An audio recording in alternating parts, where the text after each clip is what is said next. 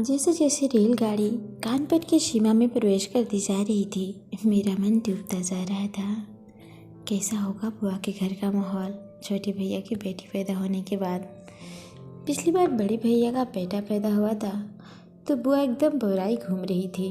कभी हलवाई को डपटती थी, कभी भाभी को जाकर ममता भरी निगाहों से देख कर आती थी और अपनी बड़ी पोती को चूम कर 20 बार वही बात। छोटा भैया आ गया हमारी सुमी का।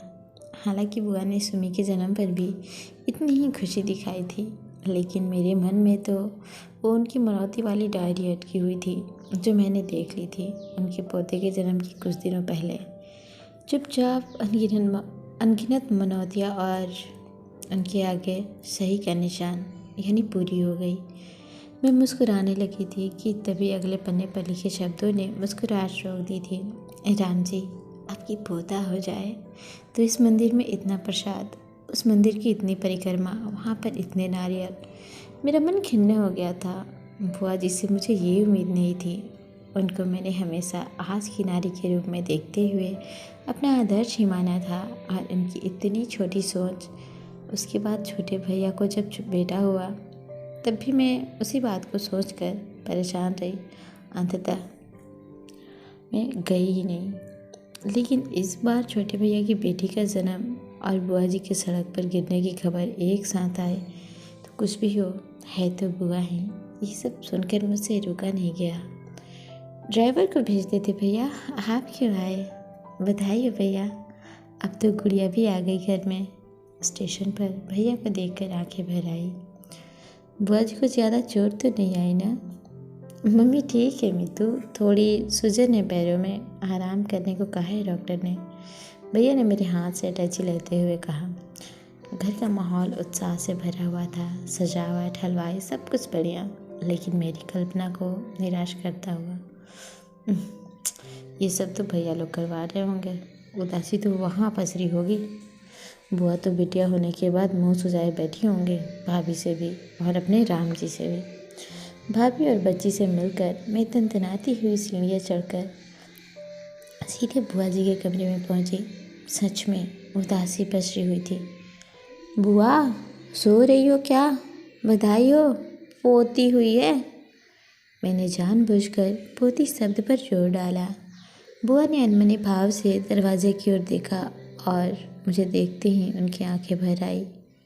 मुझसे बात मत कर, कितने सालों बाद आई है, याद भी है? मोहित को छुट्टी नहीं मिली ना। वो साड़ी के पल्लू से आंखें पोंछते हुए उठने लगी। मैं आत्मग्लानि से भर गई। सच में ऐसी भी क्या नाराज़गी थी कि मैंने एकदम से ही मुँह मोड़ लिया था। ये आएंगे बुआ, लेकिन सीधे फंक्शन में, एक ही दिन की छुट्टी मिली है। उनके चेहरे पर कुछ निशान थे। मैंने चेहरा सहलाते हुए कहा, और ये सब क्या है, कहाँ गिर गई, इतना चोट लगवा आई? बुआ दरवाजे की ओर देखते हुए फुसफुसाई, बताना नहीं किसी को। मंदिर के बाहर एक मोटरसाइकिल वाले से टक्कर हो गई थी। मैंने तो सबको बताया कि पाँव फिसल गया था यहीं बाहर सड़क पर। इतनी हड़बड़ी थी उस दिन। फ़ोन आया अस्पताल से, तुरंत गीता मंदिर भागे, फिर अस्पताल जाना था। अब क्या बताएं, बैठे बिठाए सिर दर्द हो गया। अच्छा एक काम कर, दरवाज़ा उठकाकर सामने अलमारी खोल, पेटीकोट के गट्ठर के नीचे एक लाल डायरी रखी होगी, ला जल्दी।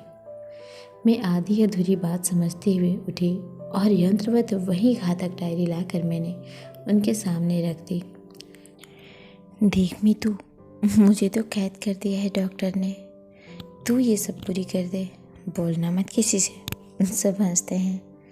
बुआ ने थोड़ा झेपते हुए एक पन्ना मेरे आगे खोल दिया। पढ़ते हुए मेरी आंखें फैली जा रही थी, आंसू आए जा रहे थे, मन धुला सा जा रहा था। राम जी, जैसे आपने बड़े बेटे के बच्चों में एक भाई एक बहन की जोड़ी बनाए रखी, इस बार मेरी छोटी बहू को बिटिया दे दो। यहाँ भी परिवार पूरा कर दो राम जी।